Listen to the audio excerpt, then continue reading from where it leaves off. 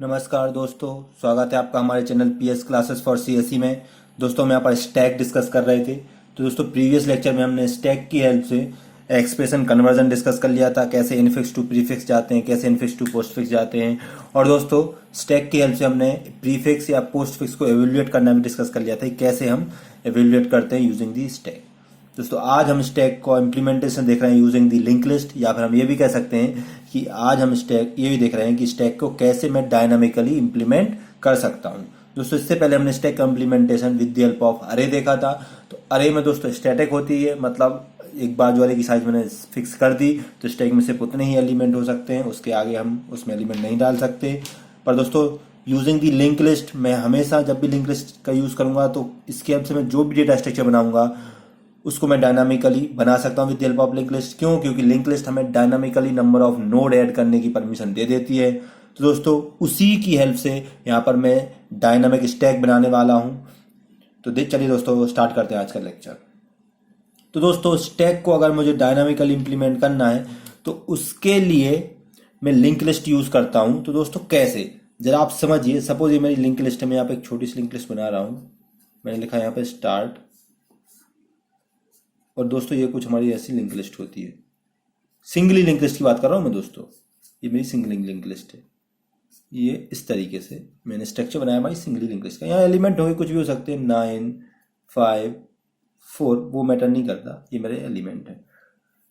अब दोस्तों मुझे पता है कि सिंगली लिंक लिस्ट में मैं एलिमेंट को बिगिनिंग में ऐड कर सकता हूं या बिगिनिंग से डिलीट भी कर सकता हूं, लास्ट में ऐड कर सकता हूं या लास्ट से डिलीट भी कर सकता हूं, और स्पेसिफिक पोजीशन में ऐड कर सकता हूं और स्पेसिफिक पोजीशन से डिलीट कर सकता हूं। अब दोस्तों मैं यहां पर स्टैक बनाता हूं। तो स्टैक हमारी कैसे होती है? कुछ स्टैक इस तरीके से होती थी। स्टैक की प्रॉपर्टी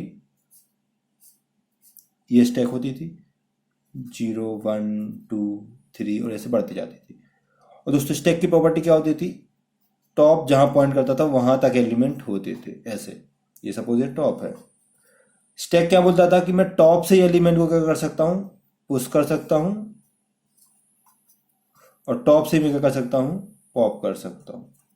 मतलब इसमें एक ही एंड ओपन होता था, एक ही एंड से मैं पुश कर सकता हूं और एक ही एंड से पॉप कर सकता हूं। ये हमारा क्या होता था दोस्तों? स्टैक होती थी। तो दोस्तों अगर मैं इस लिंक लिस्ट को, ये लिंक लिस्ट को ऐसे राउंड कर दूं, इस तरीके से ऐसे घुमा दूं, तो मैं इसको कैसे लिख सकता हूं? इस तरीके से घुमाऊंगा तो स्टार्ट हमारा कहां पहुंच जाएगा? यहां, ये स्टार्ट। और दोस्तों इस तरीके से ये 9, ये 5 और ये 4 और ये नल। कुछ इस तरीके से मेरा ये ऐसा पहुंच गई, ये लिंक लिस्ट हो गई। मैंने कहा कि इसको इस तरीके से घुमा दिया। तो अब दोस्तों इसको आप देखो तो एक टाइप से स्टैक जैसा है, 4, 5, 9। अब दोस्तों अगर मैं इस लिंक लिस्ट में, मुझे लिंक लिस्ट क्या फ्रीडम देती है कि मैं इसमें एलिमेंट कहीं भी इंसर्ट कर सकता हूं, लास्ट में भी इंसर्ट कर सकता हूं, बिगिनिंग में भी कर सकता हूं, या मिडिल में भी कर सकता हूं, और डिलीट भी मैं कहीं से कर सकता हूं, बिगिनिंग से कर सकता हूं, लास्ट से कर सकता हूं, मिडिल कहीं से कर सकता हूं।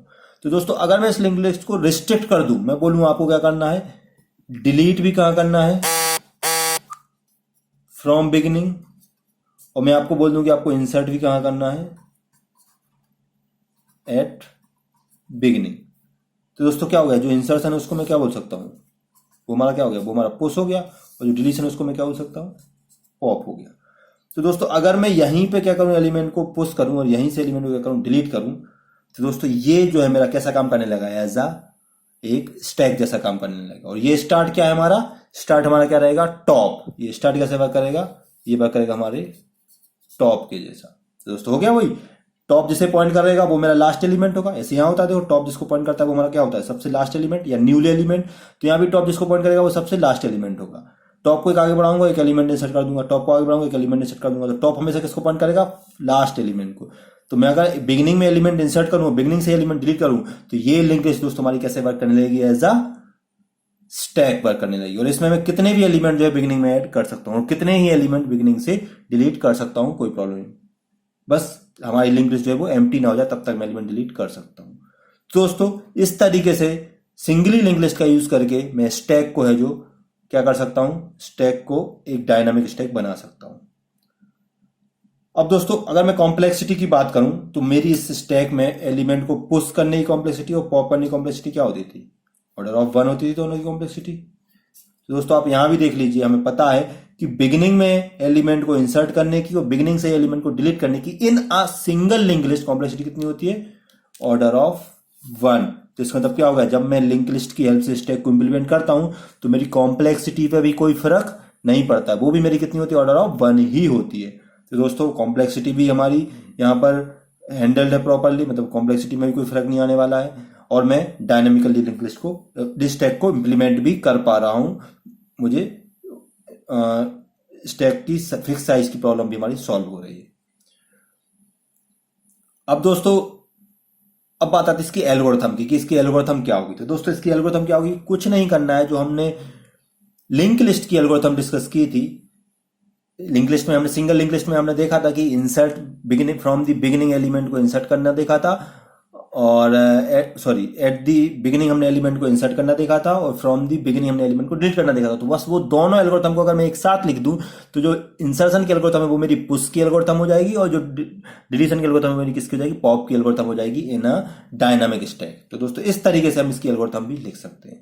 दोस्तों उम्मीद करता हूं आपको हमारा आज का लेक्चर समझ आया होगा, आपको क्लियर हुआ होगा कैसे एक स्टेप को मैं डायनामिकली इंप्लीमेंट कर सकता हूं, या फिर कैसे इस स्टैक को मैं with the help of singly link list implement कर सकता हूं। तो दोस्तों इसके अगले लेक्चर में मैं आपको इसकी एल्गोरिथम लिख के दिखाऊंगा। तो दोस्तों उम्मीद करता हूं आपको हमारा आज का लेक्चर समझ आया होगा। अगर दोस्तों आपको समझ आए तो प्लीज इसे लाइक कीजिए, और अगर दोस्तों आप इसको अपने दूसरे फ्रेंड्स के साथ इसको शेयर भी कीजिए। और दोस्तों अगर आपने हमारे चैनल को अभी तक सब्सक्राइब नहीं किया है तो प्लीज इसे सब्सक्राइब कीजिए, और बेल आइकन जो दबाएगा दोस्तों, क्योंकि बेल आइकन से ही आपको हमारे अगले वीडियो का नोटिफिकेशन मिलेगा। तो मिलते हैं दोस्तों अगले लेक्चर में, तब तक के लिए नमस्कार।